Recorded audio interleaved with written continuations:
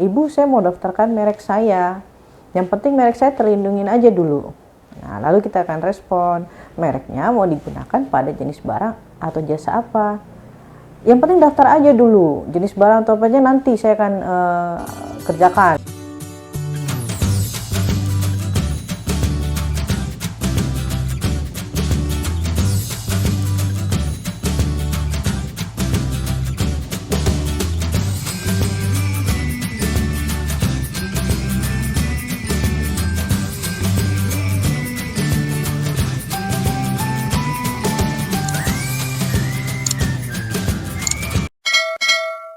Assalamualaikum warahmatullahi wabarakatuh. Salam Sobat Rensmart dimanapun Anda berada.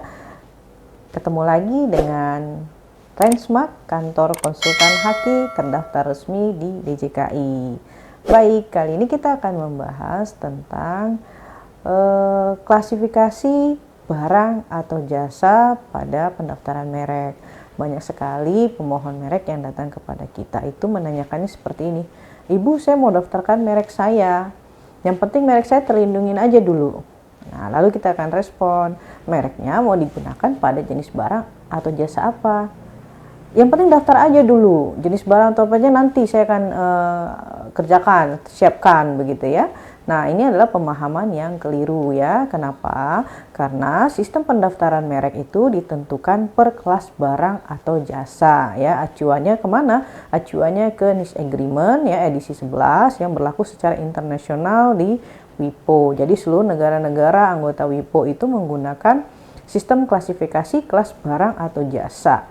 Ada 45 kelas barang atau jasa ya, kelas 1 sampai kelas 34 itu untuk kelas barang, kelas 35 sampai 45 itu kelas jasa. Lalu dari mana saya bisa tahu jenis barang atau jasa yang akan saya mohonkan pada merek yang akan saya perdagangkan ini masuk di kelas mana saja begitu ya. Nah, untuk mengetahuinya bisa dicek di laman skm.dgip.go.id ya. Di situ akan muncul tampilan 45 kelas dengan uraian masing-masing kelas terdiri dari jumlah ataupun ratusan ya jenis barang ataupun jasanya ya. Jadi tinggal diklik saja atau bisa juga mengetikkan jenis barang atau jasanya apa.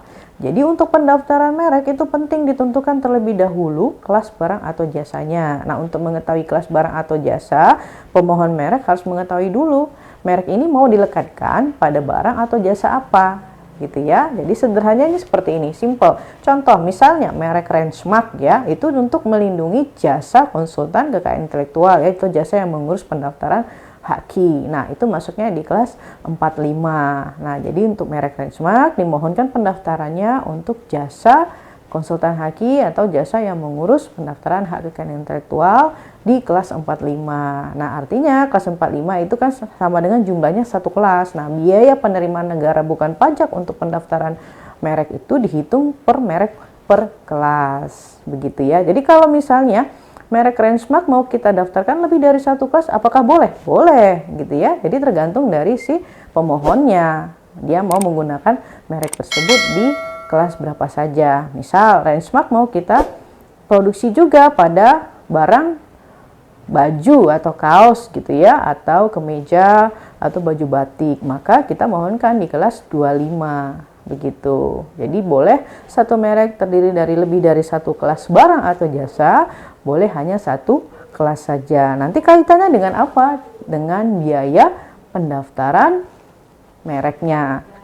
Ya, jadi kalau misalnya untuk satu merek satu kelas itu biaya PNBP-nya adalah sebesar 1,8 juta untuk pelaku usaha non UKM, maka kalau kita daftarkan lebih dari satu kelas tinggal dikalikan saja ya. Jadi jika menggunakan jasa konsultan Haki terdaftar, maka itu akan ada penambahan biaya jasa konsultannya ya. Kelebihannya apa? Akan dimudahkan dalam setiap prosesnya, dari mulai pengecekan merek, analisa mereknya ya, kemudian proses penyiapan dokumen untuk pendaftaran hingga nanti terbit sertifikat merek. Nah, yang paling penting sebenarnya dalam proses pendaftaran merek, selain tadi di awal kita harus mengetahui uraian jenis barang dan jasanya sehingga kita tahu kelasnya. Nah, nanti kan ujungnya adalah kita mengetahui biayanya berapa gitu ya.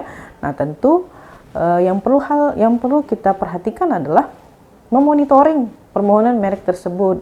Ya, kenapa? Karena merek yang kita mohonkan itu tidak langsung seketika disetujui untuk didaftar dan terbit sertifikat mereknya, ya. Jadi ada masa tunggu, ya, di mana kita harus memonitoring karena merek yang kita ajukan itu dilakukan proses pemeriksaan dengan beberapa tahapan pemeriksaan oleh siapa? Oleh DJKI, ya. DJKI di sini adalah instansi di bawah Kementerian Hukum dan HAM yang berwenang untuk memeriksa dan memutus serta menerbitkan sertifikat merek, gitu ya. Kenapa?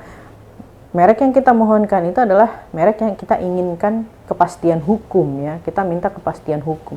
Nah, kepastian hukum dalam bentuk apa? Sertifikat merek. Nah, sertifikat merek itu apa? Bukti kepemilikan bahwa merek yang kita perdagangkan untuk barang atau jasa yang kita lekatkan pada merek tersebut adalah milik kita, ya. Sehingga hak eksklusif terhadap merek tersebut negara berikan kepada pemilik merek, sehingga apabila ada pihak lain yang menggunakan tanpa izin, ya, memperbanyak, memperdagangkan, begitu ya, bisa dilakukan tuntutan daripada hak eksklusif tadi. Tuntutan apa? Baik itu secara perdata maupun secara pidana, ya, sesuai dengan Undang-Undang Nomor 20 Tahun 2016 tentang merek dan indikasi geografis, ya. Jadi dengan adanya merek ini tidak hanya kita melarang pihak lain, ya, tapi ini merek sebagai apa? Sebagai reputasi, ya, membangun reputasi produk atau jasa yang kita perdagangkan, ya, karena itu akan menjadi penunjuk asal dan kualitas dari barang atau jasa yang kita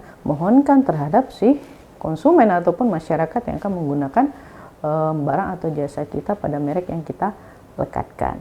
Jadi penting mendaftarkan merek dengan menentukan jenis barang atau jasa apa saja yang akan dilekatkan pada merek tersebut, ya. Demikian kami sampaikan, semoga ini bermanfaat. Assalamualaikum warahmatullahi wabarakatuh.